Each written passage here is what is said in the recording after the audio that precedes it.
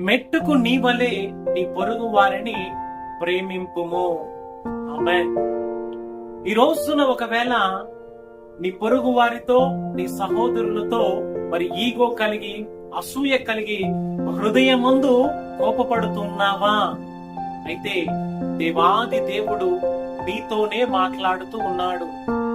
మరి నీకు సమాధానము కలుగ చేయాలని, నీకున్న కోపాన్ని బట్టి, అసూయను బట్టి దేవుడు కలువరి సిలువలో తన ప్రాణాన్ని ధారపోశాడు. నీలో ప్రేమ తత్వాన్ని, సమాధానాన్ని నింపాలి.